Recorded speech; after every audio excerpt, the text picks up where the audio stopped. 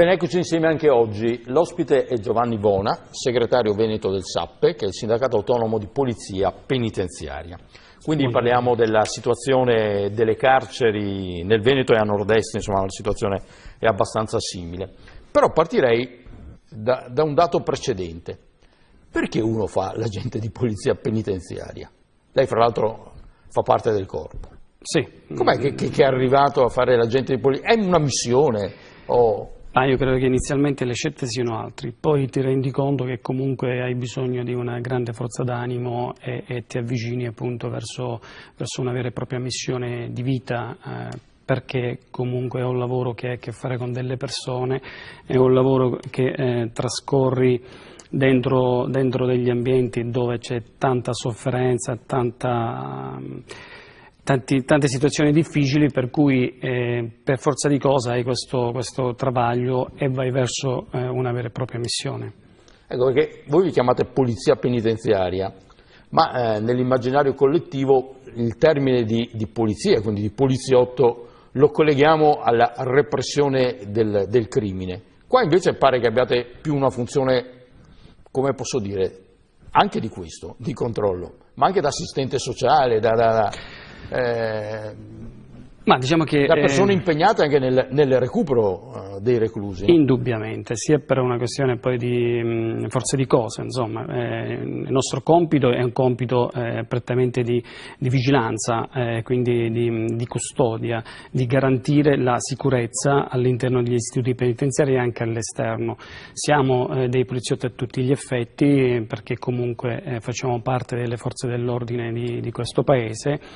Sì, ma avete questo dato in più che è la convivenza. Esatto, poi vivendo a stretto contatto comunque con i reclusi, con le persone private della libertà, per tutta una serie di circostanze ci sostituiamo a queste figure che comunque sono carenti, a quello dell'assistente sociale, a quello dell'educatore, a quello del medico, dell'infermiere. Siamo costretti poi ad essere, come dire, a dover fare molte cose all'interno del nostro lavoro, insomma, nelle ore che trascorriamo a stretto contatto con i detenuti. Ecco, lei ha già sottolineato alcune delle carenze che ci sono nelle carceri italiane, ma anche, la mia domanda era, anche se le figure professionali di sostegno fossero in numero adeguato, mi pare di capire che rispetto ad altri agenti di polizia voi avete questo aspetto della convivenza e della umanità molto più pregnante. Noi forse abbiamo l'onere più grosso, noi siamo quelli che stiamo con i detenuti 24 ore su 24 ore e quindi siamo il punto di riferimento. Abbiamo forse l'aspetto più dolente, quello che è più triste, cioè noi siamo visti come coloro che tolgono la libertà. L'agente penitenziario, l'ex agente di custodia è sempre nell'immaginario collettivo visto con la chiave in mano, cioè la chiave che chiude i cancelli, in modo particolare quelle delle stanze detentive, una volta celle. Oggi si chiamano stanze di pernottamento. E sempre per parlare dell'immaginario collettivo, noi spesso abbiamo l'immagine trasmessa da alcuni film americani dove il rapporto fra agente di custodia e detenuto è spesso violento, ma capita realmente?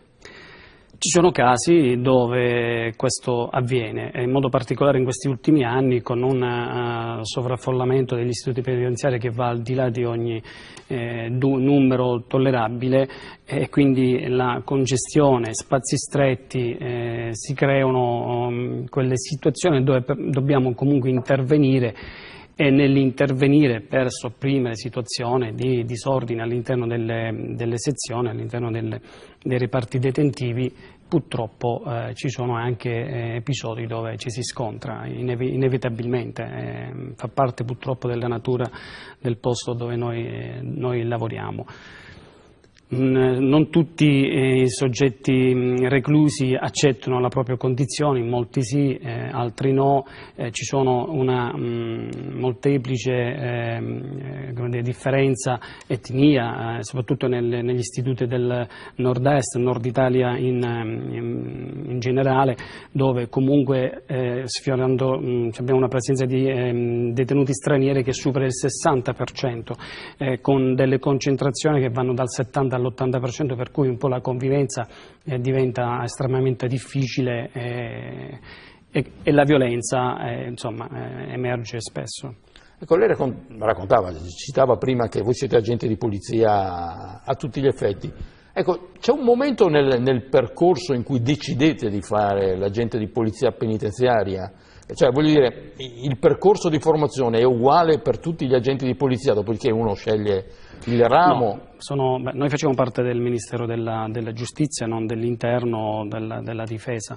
Siamo specializzati con una preparazione in generale, sì, uguale un po' alle altre forze dell'ordine, quindi acquisiamo anche le qualifiche di agente di polizia giudiziaria e in alcuni casi anche ufficiali di agenti di pubblica sicurezza.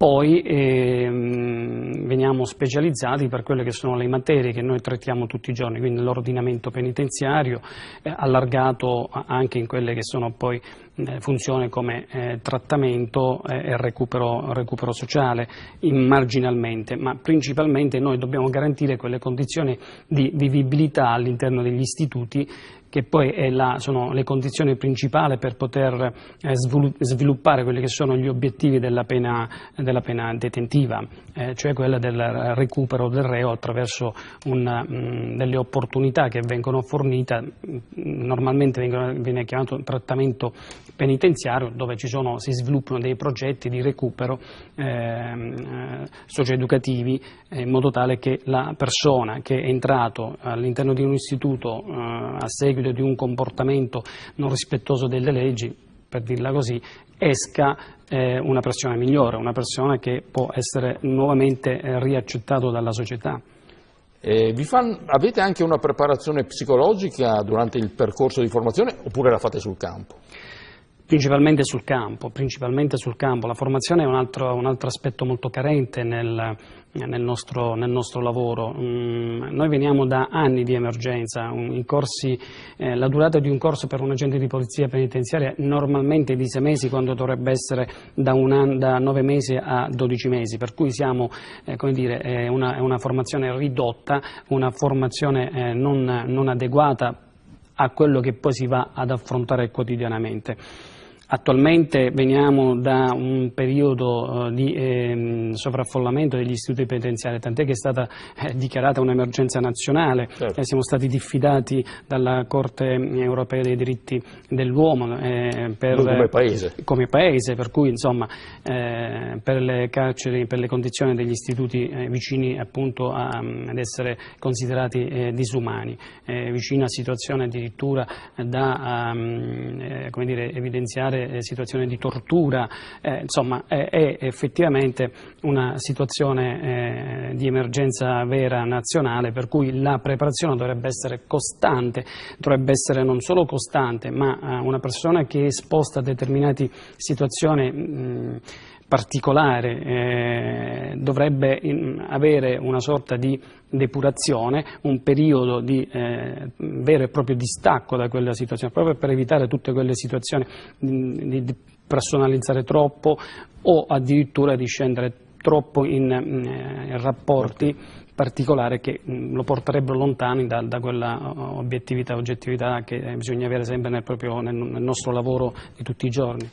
A proposito del sovraffollamento, ricordo che, essendomene interessato in altre occasioni, una cosa che voi lamentate, anzi continuate a lamentare, è il fatto di vivere anche voi, cioè in una situazione di forte stress. Carcerati fra i carcerati in qualche maniera, seppur con tutte le virgolette del caso. Sì, perché comunque la carenza d'organico che caratterizza questo periodo è spaventosa. Per il Veneto siamo carenti di quasi 500 uomini, cioè andiamo oltre il 20%, ci avviciniamo da un 25% abbondante. Questo significa, questa carenza comunque è calcolata su quei posti di servizio essenziali, cioè per garantire, io dico comunque non garantiamo ormai neanche il minimo di livello di sicurezza.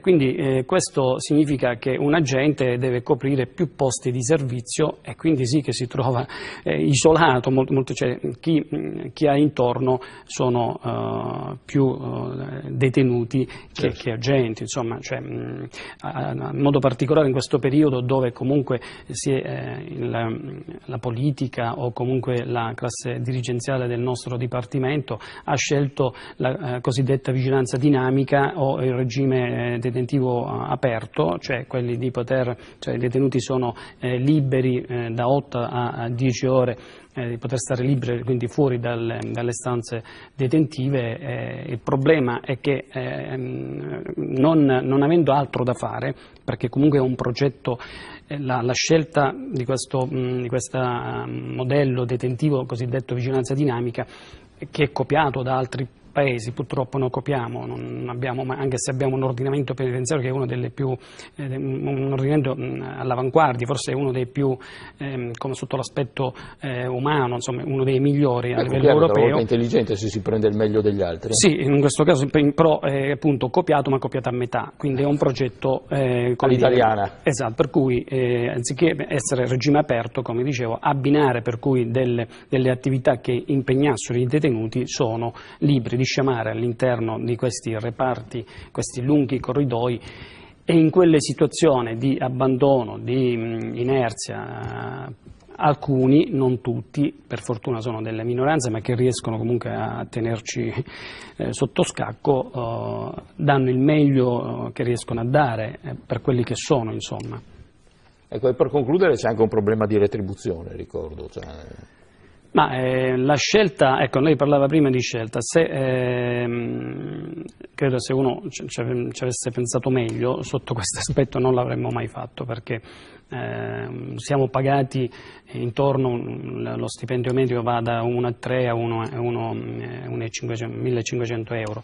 Da 1.300 a 1.500 euro, e poi questo ovviamente si arrotonda con altre indennità, ma stiamo parlando di indennità straordinario, maggior presenze, cioè notturno, giorni festivi costretti a lavorare, cioè non abbiamo una vita regolare che può avere un operaio, e poi comunque l'esposizione a quella fonte che è molto particolare. Io la definisco a lungo andare una forma di esposizione a questa fonte di imbruttimento, cioè dentro si rischia di diventare sempre più cattivi, si rischia veramente di perdere la sensazione, la realtà, il senso del contatto con la realtà, insomma. Grazie. Grazie anche per l'umanità con cui ci ha rappresentato il suo lavoro. Grazie a Giovanni Vona, che ricordo essere il segretario regionale veneto del SAPPE, Sindacato Autonomo di Polizia Penitenziaria. Buon lavoro. Grazie a voi. Grazie a voi, alla prossima.